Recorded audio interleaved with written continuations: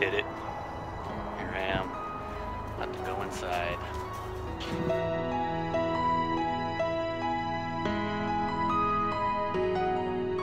What are you willing to do, and what are you willing to give up to become great? You only have so much time and energy, and the clock is ticking. To be a musician, you must have patience and resilience. To me, music is life. Music is powerful. Music is what gives me a purpose. To know I can create positivity in someone's life is why I love what I do. As Neil Peart from Rush wrote, a spirit with a vision is a dream with a mission.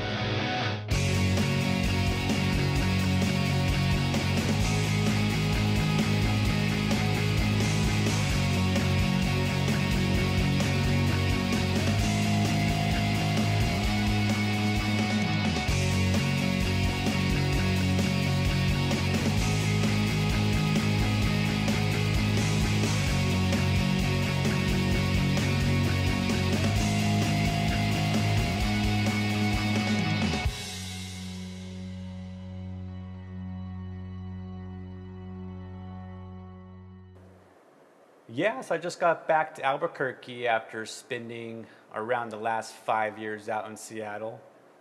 Overall, I'd say it was a good experience with a lot of good memories, and more importantly, I met with and connected with a lot of great people, which made the journey worth it.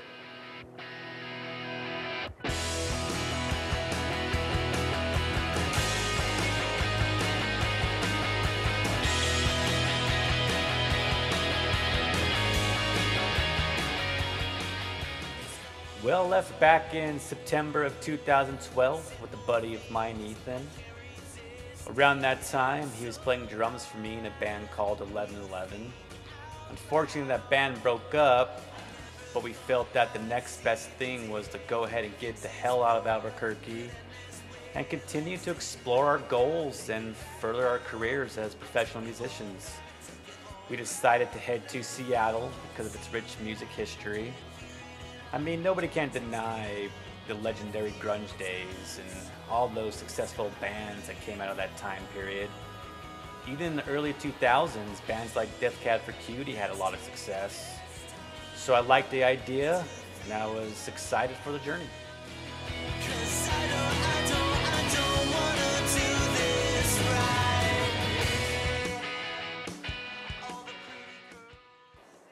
The day I left was one of the hardest days I've ever had in my entire life.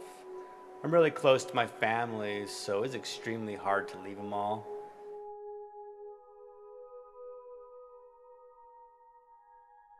It was hard to leave my friends, and hard to leave a life that I've built to that point. But I was determined to follow my goals and my dreams, and I knew what I had to do.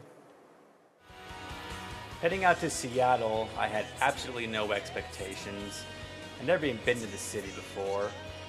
The only things I knew was that it rained a lot, the Space Needle, and the band Nirvana, and that's about it. The only thing I had lined up was a place to live.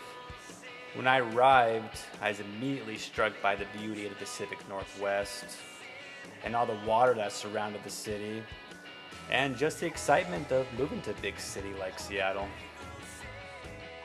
My first night, it was a classic, gloomy, foggy, and drizzly night. I headed downtown to meet up with Ethan because he's living down there at the time. We hung out in the Capitol Hill area, which is where all the nightlife happens. We explored downtown. We headed down to the waterfront, and I just remember looking out at the water, just having this surreal moment of, wow, I actually live here now. And all I could think about was I just wanted to get started with the music and straight to business.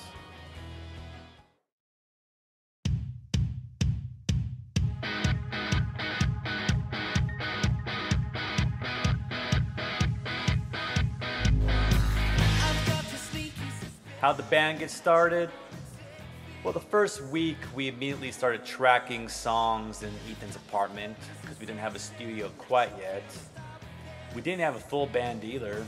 We did move up with this dude named Corey who wanted to play bass for us, but he was a beginning bass player and I just wasn't too thrilled about it.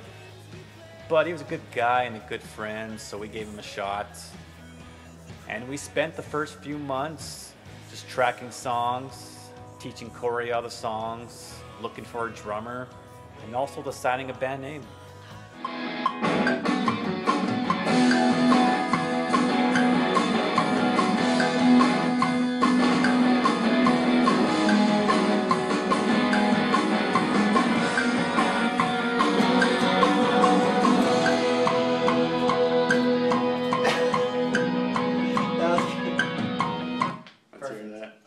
Exactly what I wanted. Good job. Where did these young fools come from? Well, Ethan came up with the name, and when he brought it to the table, I immediately hated it. I just felt that we could do better. And so we decided to start coming up with band names, and anything that remotely sounded cool was already taken. And the attractive thing about These Young Fools is when you Google it, nothing came up. So I asked Ethan, why These Young Fools? And when he explained it to me, what I got from the story was, when I decided to pursue music as a career, I had quite a bit of people at that time tell me that it was a mistake, that there's no money in becoming a musician, and that it was going to be a hard life. I even had this one guy tell me that I was a young fool for pursuing music. And Ethan had a very similar story. So once I heard it, I was sold on the name, and we decided to go forth with These Young Fools, and that's how it got started.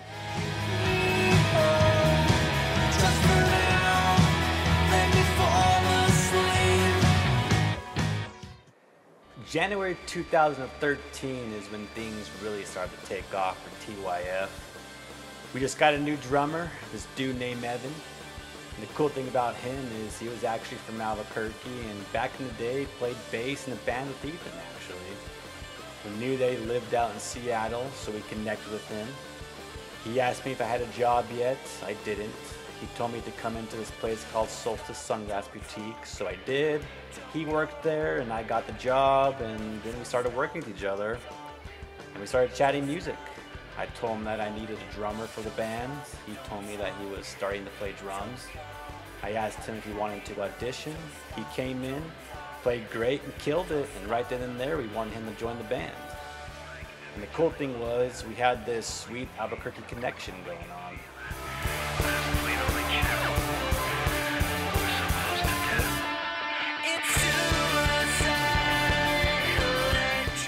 We also just moved into a studio in the heart of Capitol Hill at this place called the Chalk House. It had legendary status. I was told that a lot of the bands from the grunge days actually rehearsed in this studio. And a lot of big name touring acts like Metallica would come in and rehearse. I mean, this place was so grungy. There's writing all over the walls. There was band names all throughout the building. And the doors barely worked, and I feared for my gear a lot. Other than that, it was a sweet place to rehearse. It was right next to the bars in Capitol Hill, so we'd rehearse, go get some drinks, come back about midnight or 1 a.m. and rehearse some more. It was a blast.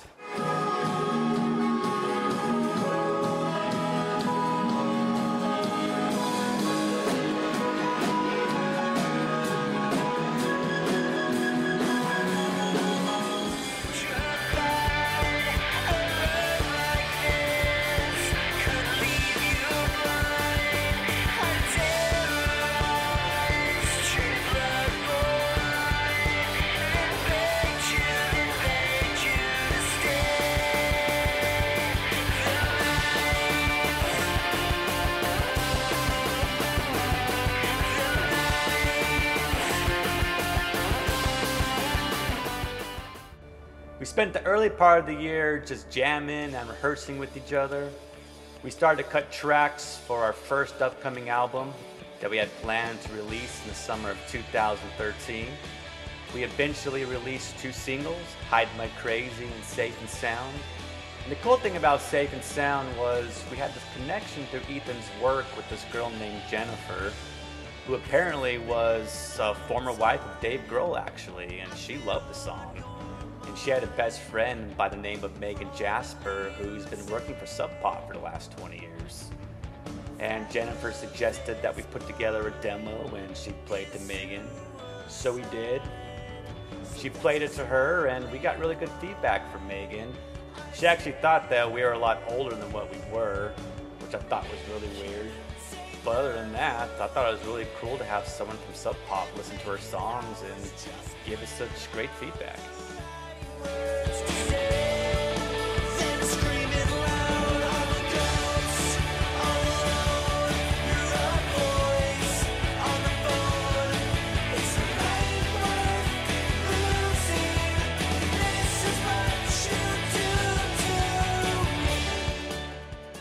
Once the summer came around, we started to build a decent following over social media. Our 2 singles were getting really good feedback, and we released our first album titled Cardiac, and it was a very exciting time. However, we had to part ways with Corey. He just ultimately wasn't working out at the bass. So we immediately started looking for a new bass player because we wanted to start booking shows. It didn't take too long until we found this guy named Hunt. He actually just moved to Seattle. He was in the Navy. He played in the Navy band, so he had a lot of experience touring Europe and America. We asked him to come in on audition, and he killed it and did great. So he joined the band. We spent the rest of the summer just rehearsing and getting him up to speed, and then we started booking shows.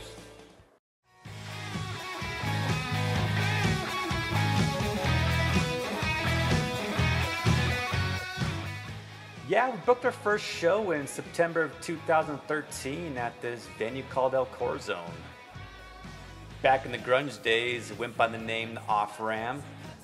It was a super grungy venue, but still really cool to play.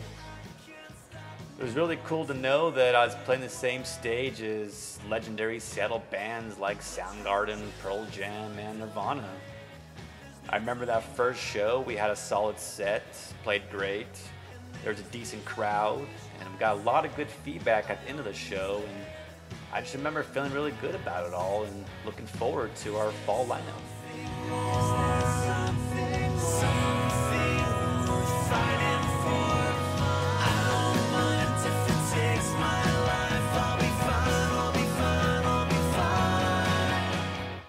We booked quite a bit of shows. We played El Corazon a few more times. We got booked to play the Hard Rock Seattle for a couple shows, and that place was really cool to play.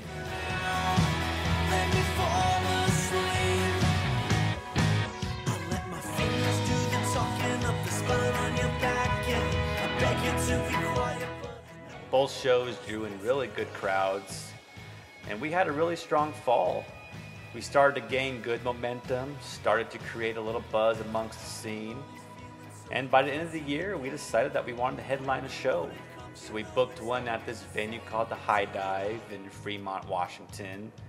We wanted to see where we stood as a headlining band, and once we played that show, I was really surprised about how many people came out to see us. About 80 people came, which is really good for a new band starting off, especially a new band in a new city. And things were feeling really good for us, and we were excited for 2014. Once the new year hit, we immediately wanted to get into the studio and start tracking a 10 to 12 song album and to do another summer release. We had planned to spend about 3 to 4 months tracking and mixing. And once we got started, unfortunately, Hunt came to the band, said that he was quitting and wanted to move back home, which was a major bummer. And the Chop House closed down, which sucked. Every musician at that time was so mad about that because it was such a legendary studio, and the city decided to tear it down to build apartment complexes, which is super lame. But fortunately, we caught wind that there's a new studio being built. We reserved a spot. Wasn't quite ready yet, so they sent us to a temporary location at the old Rainier Brewing Factory. And so we moved our gear in there. We started tracking a few songs.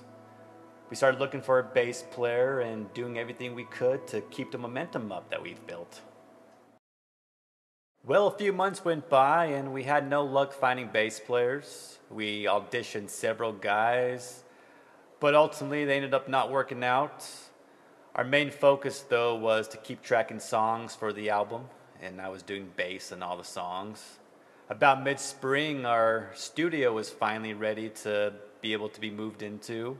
It was at this place called the Groove Box in downtown Seattle, and we were actually the first band to move in, and I held the honors of making the first noise in this studio. And eventually down the road, Death Cab for Cutie had a room, and they were actually right down the hall from us. And I'd run into those guys from time to time when they weren't on the road.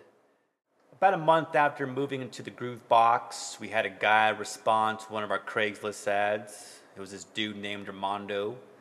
He recently just moved to Seattle from California. We asked him to come in and audition, and he did. And he did a really good job, and we kept calling him back. We taught him the songs. We started to rehearse with him and started to really gel with him. And we gave him a spot in the band. We booked a few shows throughout the summer to see how he would do during a live setting. And we also decided to not record a full-length album, but instead to do a 4-song EP, and we had planned to release it late summer. I met this dude named Steve at a job I had, and we talked music all the time. I invited him to one of our shows, and he came out, and he really liked what we were doing. He liked our sound. He especially liked one of our new songs at the time called A Nice Place to Visit. And I realized that this guy was a huge supporter of the local scene. He was a big music fan. And I kept telling him how much we needed a manager, and I asked him if he was down, and he said yes. And that's how he became the manager of These Young Fools. I gave him the nickname Stu, actually Stu the Crusader, and that's what everybody knew him by. And throughout the years, for a guy to put in the amount of time, effort, to buy stickers, CDs, shirts, flyers, and how much he believed in the project was absolutely amazing. And I was so thankful for Stu and all the hard work he put in the band and how much he believed in us.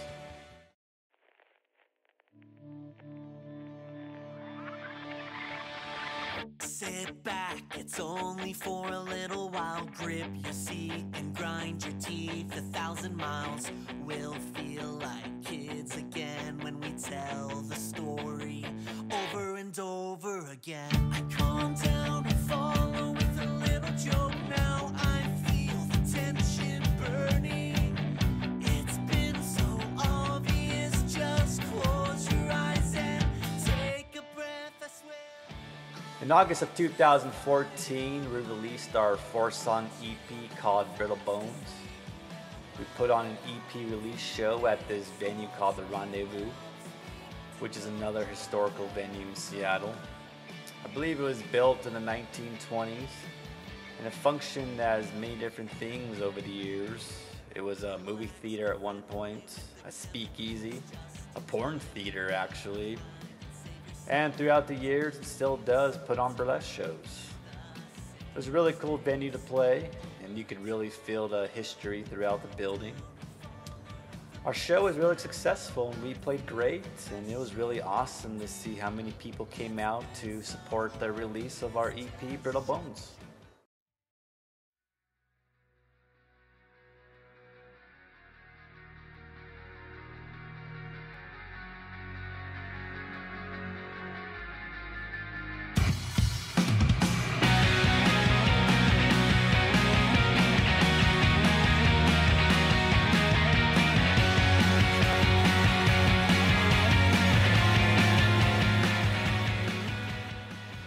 These Young Fools yet had another strong fall lined up. We booked a lot of shows. We played a lot of new venues like the Central Saloon, which is one of the oldest venues in Seattle, and the site where Nirvana played one of the first shows in Seattle actually. So it was really cool to know that history when we played that stage. We played quite a bit of shows outside of the Seattle area. One thing I'll have to say about those venues versus some venues in Seattle is they made an awesome effort to put on a great show. They had awesome lights. They were a lot more friendly, and they paid us better. And we even had this booker show up to one of our shows and really liked what we were doing and helped us book quite a bit of shows throughout the years. We're very thankful for that.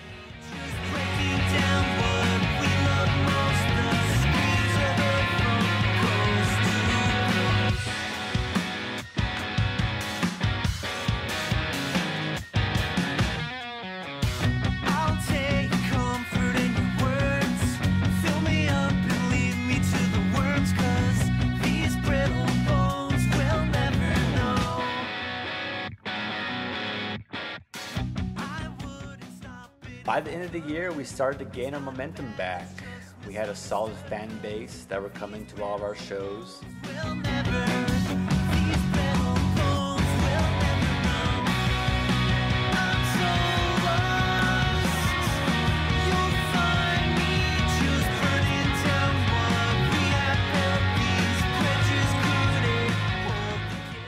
Our social media started to grow. We started to gain fans throughout America.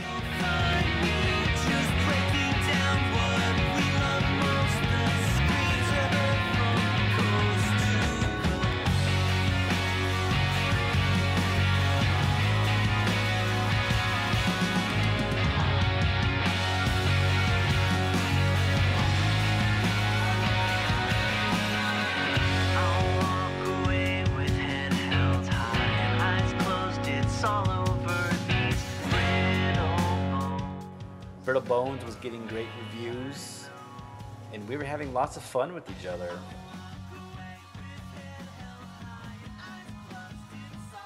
We had quite a bit of shows where afterwards we were taking pictures and signing autographs with our fans. It was a really great time, and things were feeling good, and we were looking forward to 2015.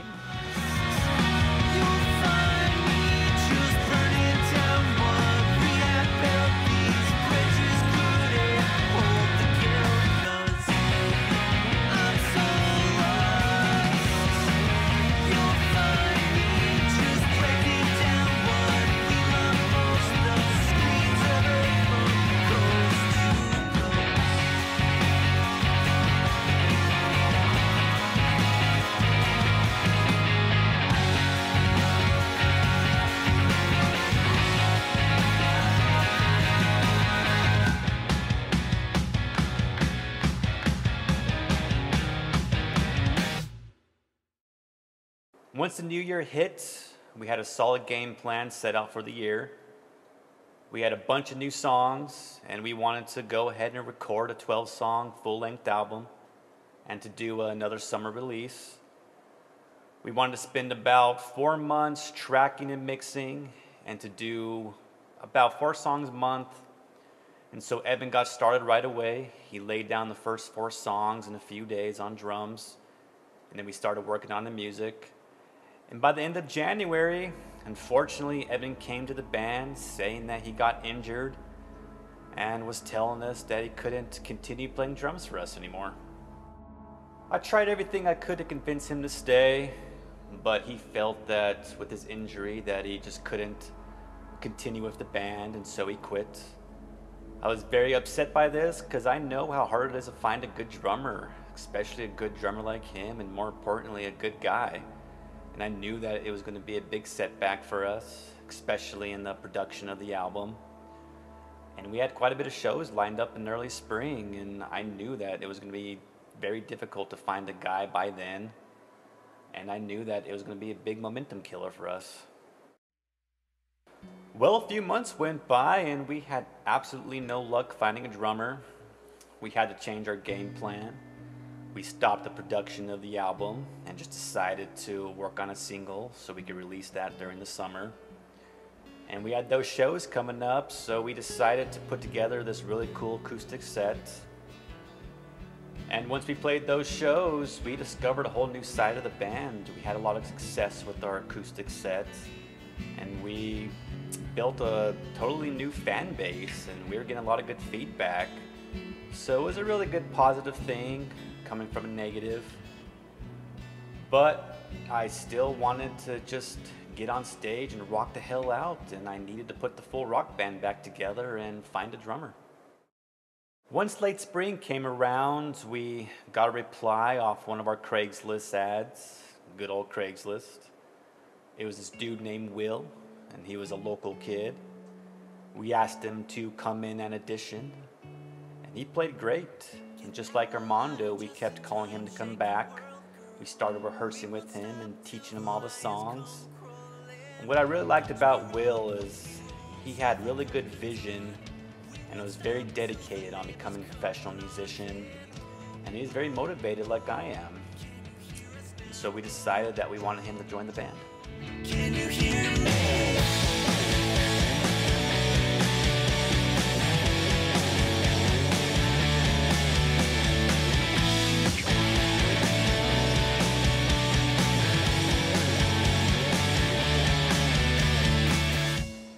That summer, we had a lot of success come our way.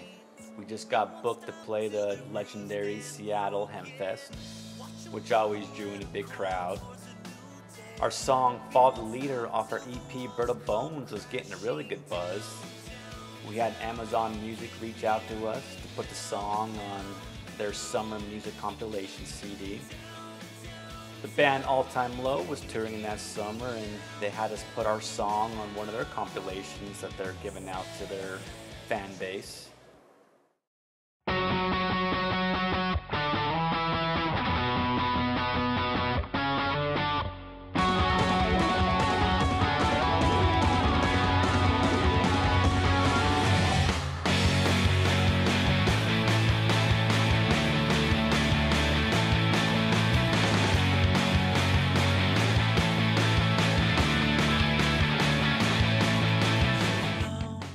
We also released our single Nice Place to Visit midsummer, and we filmed a really cool music video for it, and we started to have a lot of fun, and things were really starting to look up again. For my eyes, I couldn't leave, even if I tried. So hold on, just hold on tight. I know just where I'm going. It won't be long till I'm burning. I'll meet you there. I'll meet you. I know. I began my relationship with legendary radio station KGRG, which operated out of the Green River Community College for over the last 25 years. At the time, DJ Mike, who ran the Monday Project, listened to Nice Place to Visit. He loved the song, and actually I remember him telling me that he didn't even know it was a local band. He just thought it was a touring band, which I felt was a great compliment. He had us come in and do a radio interview and also debut the single, and that started a great relationship with him and KGRG. And fun fact, back in the grunge days, they interviewed Nirvana and had them come in and perform a show at the school, which was really cool history to know. And it was really great to be part of that community at KGRG. I know just where I'm going. It won't be long till I'm burning. I'll meet you there. I'll meet you. We also just received a message from label Green Kite Records. They were really impressed with the songs that we had up to that point, especially A Nice Place to Visit and Fall the Leader. They wanted to fly out to come see us play, so they came to our studio. We killed it, and right then and there, they wanted us to join their roster. They were a developmental label that helped develop bands that they felt could receive a major record deal, and so we began the program. And we also just obtained a corporate sponsor.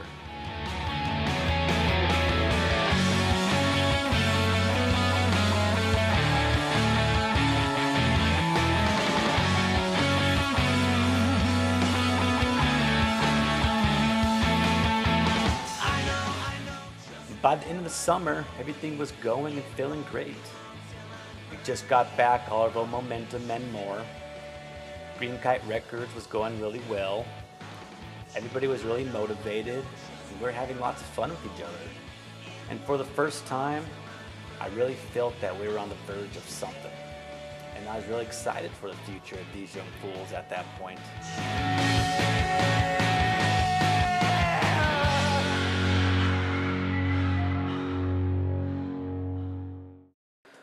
We had a really good game plan set for the fall of 2015. We wanted to go ahead and start working on the album again, and we had planned to release it early of 2016. We wanted to release a single beforehand, the song called Get Up, Get Up, and we also wanted to shoot a really high production video for it. We also booked a few really cool shows at venues we never played before, like the Columbia City Theater, which is an outstanding venue. We just got done tracking on the music to Get Up, Get Up. We completed all the mixing and mastering, so the song was ready to go. We began filming the music video for it, and one of the last days shooting, we had a very successful day, and I just remember feeling really good about everything. I knew the song was really catchy, and I felt that it was going to be a hit, and I felt that the video was going to be really cool and do really well for the band. Well, that night after shooting, I got a really strange call from Ethan. He said that Will came over, was acting really odd. And the rest of the night and that next day was one of the craziest days I've ever experienced. Out of the respect for Will and his family, I won't go into details, but what I will say is that it was an unbelievable story, one of the craziest things I've ever heard, and Will almost died, which unfortunately led him to having to quit the band. The very next day, Armando quit, and I was just completely devastated. I mean, right when everything was feeling good, things were going great, I really felt that we were on the verge of something big. We just recorded this song that I knew was going to be a hit, just finished filming an awesome music video, and within a matter of days, half the band was gone. We were no more working with Green Kite Records, and Ethan and I were just in a very tough spot, and everything was just terrible. We still had those shows booked. We decided that we didn't want to back out on them, so we went back to our acoustic set, and we tried everything we could to make those shows successful. I mean, we played as well as we really could, considering the circumstances. But ultimately, the energy was low, and it just wasn't as fun as it could have been.